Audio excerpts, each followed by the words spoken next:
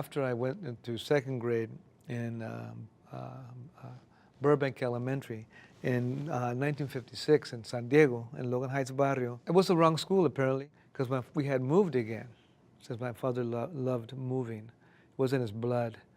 So we moved further out of Logan Heights, close to the edge of it. And then the principal said, well, you know, you're not supposed to be in the school anymore. You already moved. So we're going to take you to Lowell Elementary. Oh, okay. So he put me in a car, and there I was, you know, going in a car and to Lowell Elementary, and got off the car. He took me into the main office. Well, here we have Juanito Herrera, and he lives on National, right here, a block from here. So let's sign him up and put him in class, into third grade. So that's when I met Mrs. Sampson, Mrs. Lelia Sampson, who was a master teacher, and she loved her students. So one day she said, after she played a lot of gospel music on the giant phonograph, Juan, can you please come up to the front of the class? I want you to sing a song. And I was shocked. I was shocked. No one had ever called me up, first grade or second grade, number one. And no one had ever invited me to the front of the class, number two. And no one had ever called me up, invited me to the front of the class to sing, because I was a non-speaker. I went from being a Spanish speaker to almost English speaker to a non-speaker, because I had learned not to speak up in class. That Spanish was not to be used, and English, if you could use it, you better use it in a very specific way. And that's it. So I wasn't about to speak. And she said, can you come up and sing a song? That's beyond speaking. I go, oh God, I don't think. So I was shocked, I was electrified. So I walked up because she was so kind, and so she knew how to invite a student. All right, I made it to the front of the class. And she was standing next to me, which was excellent. I wasn't alone. Good. She was supporting me. Excellent. I can do this a little bit, I thought. Whenever you want to sing a song, okay? All right.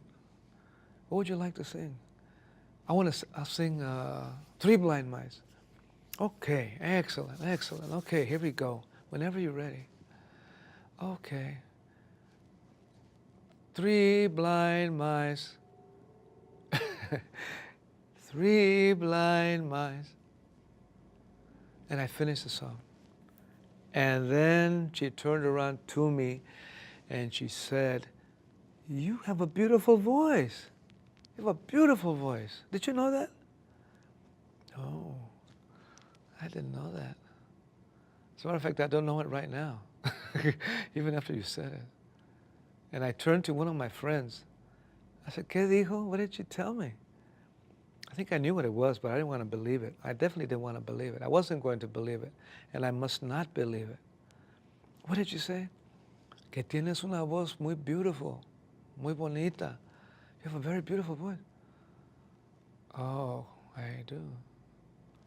Well, I think I'm going to go back to where I was. And I went back into the invisible realm where I love to be. But that moment was a defining moment for the rest of my life. That's when she literally picked me up and turned me towards the land of poetry, the land of speaking, the land of creative expression, and the land of liberating myself with the real self that I was given. So that's Mrs. Lelia Sampson, major, major force and teacher in my life. And that's why I'm here. And that's why I'm a poet laureate of the United States. And that's why I go around throughout the whole nation saying the same thing to everybody that I meet. I